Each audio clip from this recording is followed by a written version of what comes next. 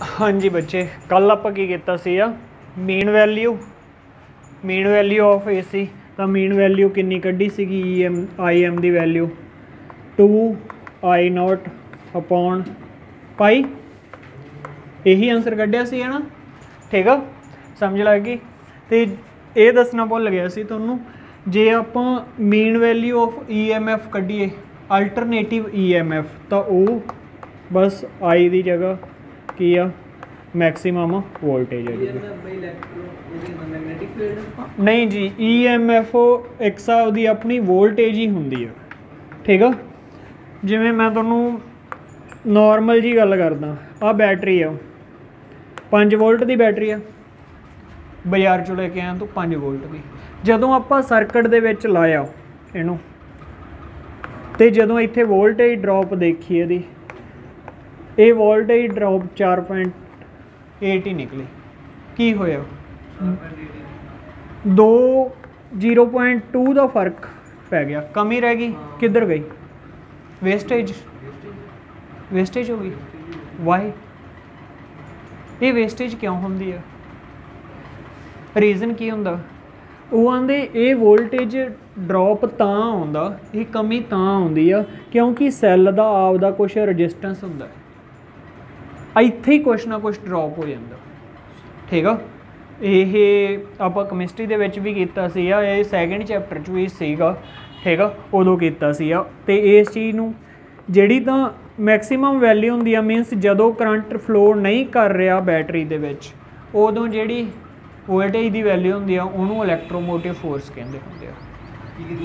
EMF इलैक्ट्रोमोटिव force. ठीक है, तो जिहड़ी इहनूं हुंदी आ जदों करंट पास कर रहा, ये हुंदा टर्मिनल वोल्टेज या टर्मिनल पोटैंशियल डिफरेंस।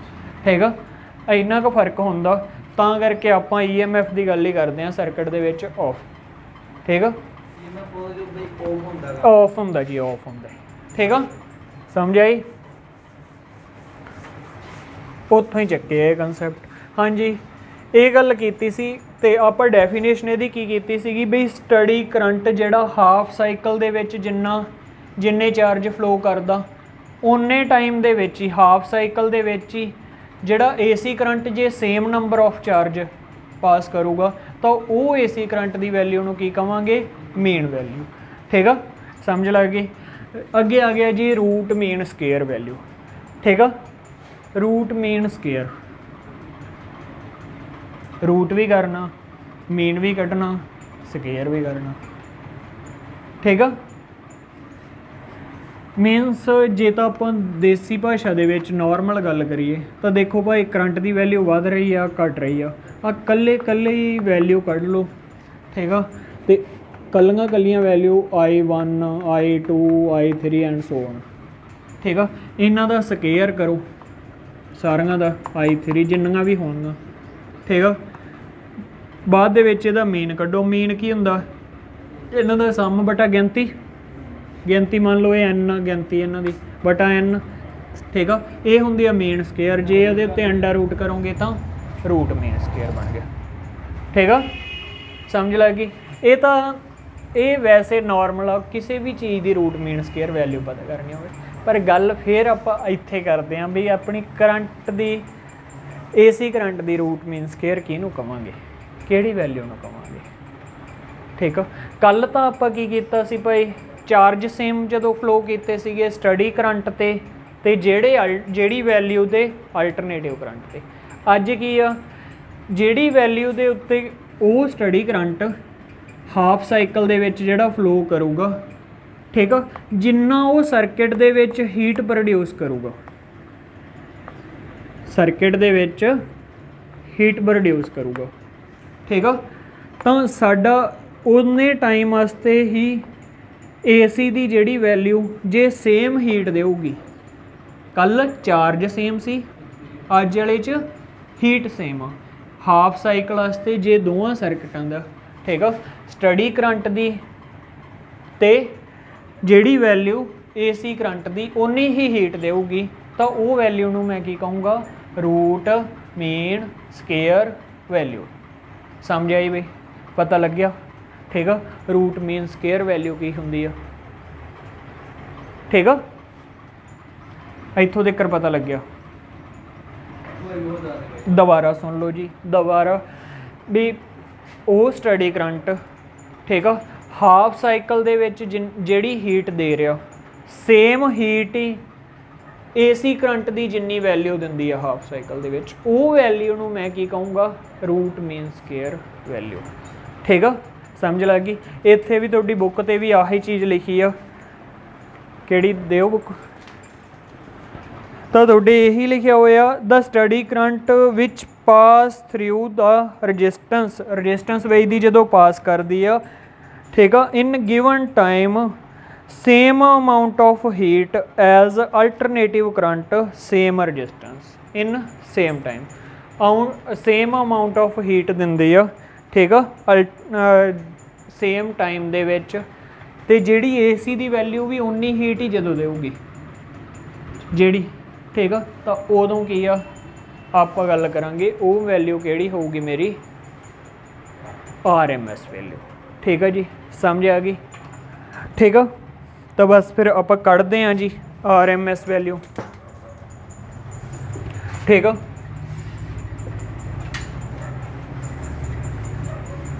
हाँ जी, सानू पता किसी पर्टिकुलर टाइम के उत्ते पर्टिकुलर इंस्टेंट के उत्ते करंट की वैल्यू कितनी होंदी है I0 साइन ओमेगा T, ये तो पता ही पता।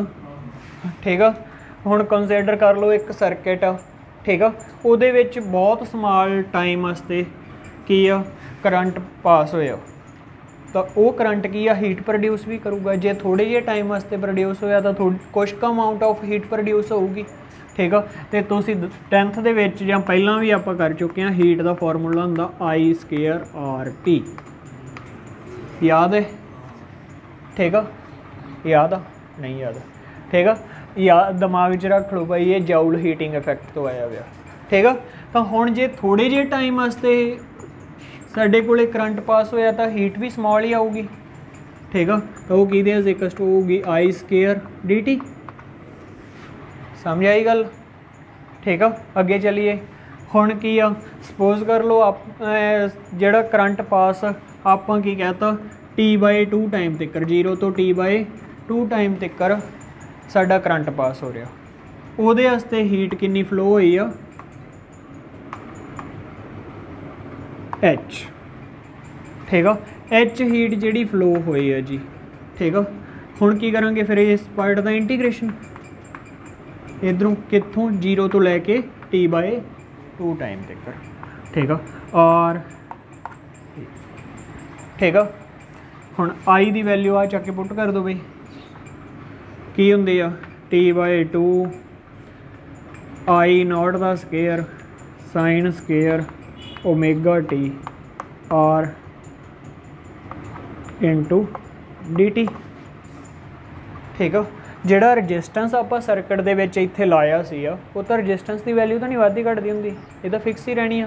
बाहर कढ़ दा I² भी फिक्स रहूगा, ये भी बाहर कढ़ दें। ठीक है, मतलब I0 का स्केयर R बाहर आ गया अंदर। हुण इहदी करनी आ सी इंटीग्रेशन। ठीक है, इहदी इंटीग्रेशन कितनी हुंदी है जी? देखो भाई, इहदी इंटीग्रेशन तुसीं थोड़ा जिहा जे नॉन मैडिकल वाले हैं तो दिमाग च रह जू, तो जे मैडिकल वाले हैं तो नहीं। मतलब फॉर्मूला हुंदा इहदा, फॉर्मूला की हुंदा 1 माइनस cos 2 ओमेगा T, वो किहदे इक्वल टू हुंदा 2 साइन स्केयर ओमेगा T। आ फॉर्मूला हुंदा 1 plus cos 2 theta is equal to 2 sine square theta. जे इत्थे सॉरी माइनस, जे इत्थे माइनस आ तो इत्थे साइन आउंदा हुंदा, जे इत्थे प्लस होवे तो इत्थे कॉस आउंदा हुंदा। ये फॉर्मूला तुहानूं याद रखना पैना फिर। ठीक है, समझ लग गए? समझण वाला भी है कुछ नहीं, ये तो याद ही रखना पैना। ठीक है, इनू 2 नाल डिवाइड करता, बैठ जाओ 2 मिनट। ठीक है, आ इत्थे पुट कर दो, कर दोगे पुट?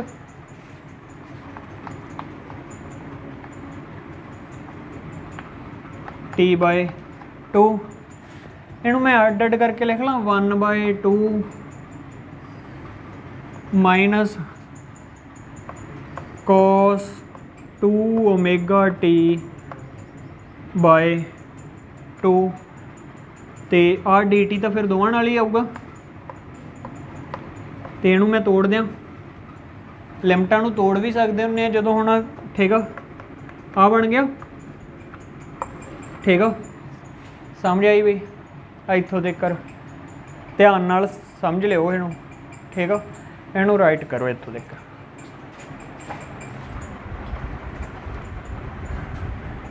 हाँ बई अगे चलीए, इत्थे कर ला आई स्केयर और टी, ठीक है, क्लीयर। तो ये 1/2 जे बाहर कड्डांगे तो लिमिट टी है ना, इंटीग्रेशन डी टी की टी होंगी आ t/2 तो 0। ये भी मैं 1/2 बाहर कड्डूंगा तो कॉस दी इंटीग्रेशन बई, कॉस दी इंटीग्रेशन साइन, कॉस दी इंटीग्रेशन साइन होंगी है जी, साइन 2 ओमेगा टी बटा 2 ओमेगा तो आऊगा नाल कल वांगू जिवें ओमेगा टी ते सीगा थल्ले ओमेगा आया सी उवें, ठीक है। ये भाई ध्यान नाल देख लो, आए नहीं गा भी मूँह सवारे जे सरूगा, ठीक है।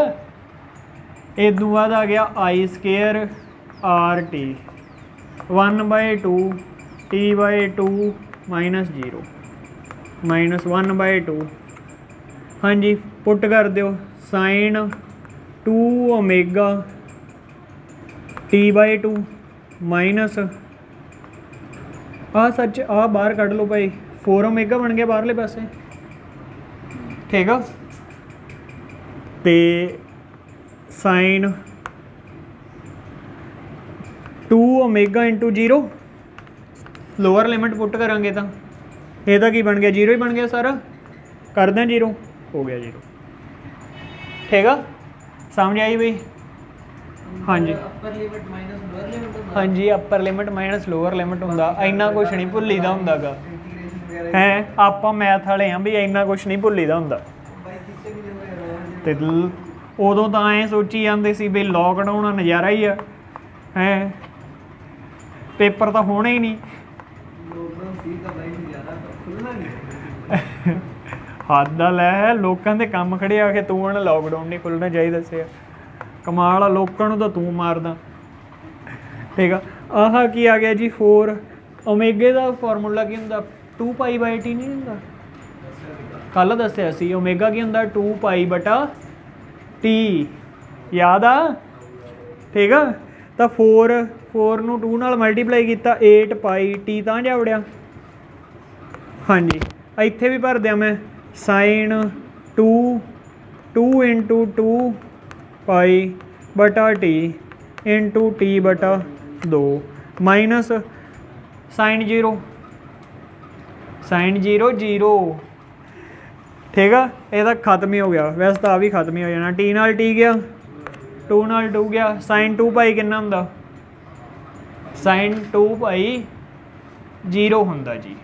ध्यान नाल सुन लो दिमाग दे विच, जे तां आही हुंदा इत्थे 0 हुंदा, इत्थे π/2 हुंदा ते इत्थे पाई हुंदा, इत्थे 3π/2 हुंदा ते इत्थे फिर 2π हो जांदा।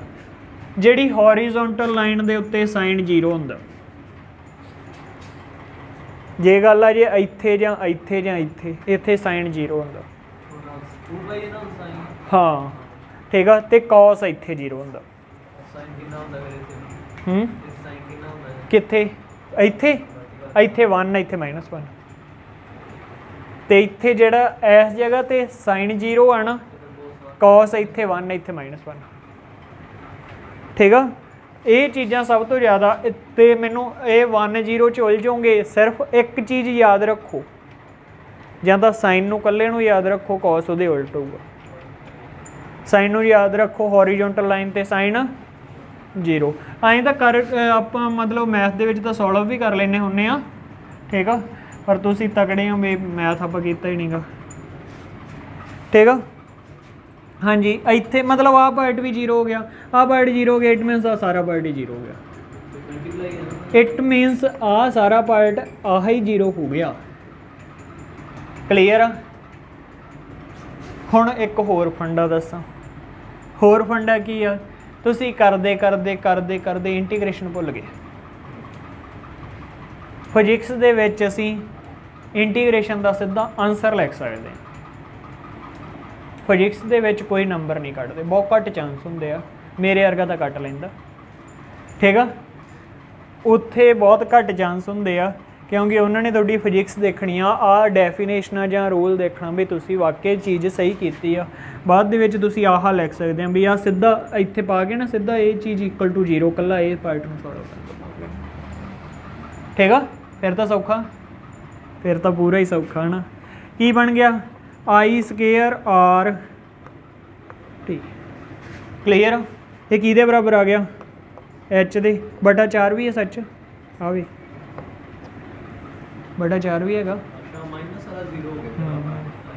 ठीक है, समझ आ गई। माइनस तो बाद वाला पार्ट कला जीरो हो गया। ठीक है, इदों बाद की है भाई, जिमें कल आप किया सी आ, ये वैल्यू की आ गई एच दी।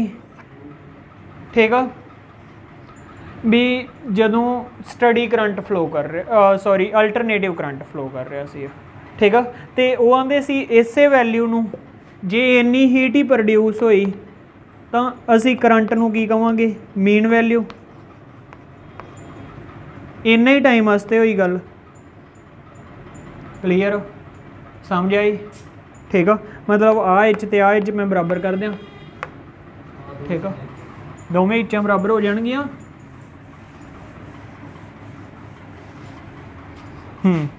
तो मेरे कोले की आ गया, I M the square R T by 2 is equals to I naught the square R T by 4। R T नाल आर टी गया, ये 2 गया, तो की आ गया आई एम द स्केयर की इज इक्वल्स टू आ गया I naught square by 2। I M the square की इज इक्वल्स टू आ गया, ठीक है, आई नॉट स्केयर बाई 2। मतलब इनू सॉल्व करांगे की आ गया I naught by under root 2। ठीक है, ये वैल्यू की आ गई मेरी root mean square value of AC current. ठीक है, समझ आ गई बई। जे आप EMF की गल करनी होवे तो मीन वैल्यू ऑफ EMF की होगी ई नॉट बटा अंडर रूट 2। ठीक है जी, समझ आ गई। ठीक है, ये आप कर सकते हैं जी, यही चीज़ां थोड़े पूरा रिलेशन बनाया भी आ। ठीक है, ये तो डायरैक्ट फिर ये तो भी क्वेश्चन आता, ये तो रूट मीन स्केयर वास्ते आ, वो सीगा मीन वैल्यू वास्ते। ठीक है, सीधा फॉर्मूला इहदा याद रखना भाई तुसीं, एतकी तो तुहानूं आउणे भी MCQ आ वावा सारे। ठीक है, तो वो MCQ इत्थों 101% आ बई, मैनूं पूरी उम्मीद आ भी इत्थों MCQ बनना ही बनना। मेरे ख्याल नाल 80 जी। ठीक है, 80 दे विचों एक MCQ इत्थों बनने दे बहुत ज़्यादा चांस। ठीक है, समझ आ गई बई। क्लीयर। ठीक है, एक फिर तुहानूं कल क्वेश्चन पूछिया सी बई जिहड़ी अपने घरां दे विच वोल्टेज आउंदी आ 220 वोल्ट, वो किहड़ी वैल्यू हुंदी आ?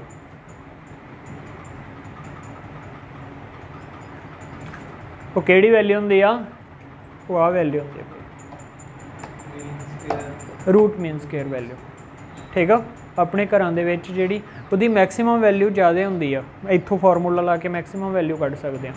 लाओ खां 220 वोल्ट ला दो जी, इत्थे 220 वोल्ट इंटू अंडर रूट 2, ये मैक्सीमम वैल्यू होगी EMF की साडी।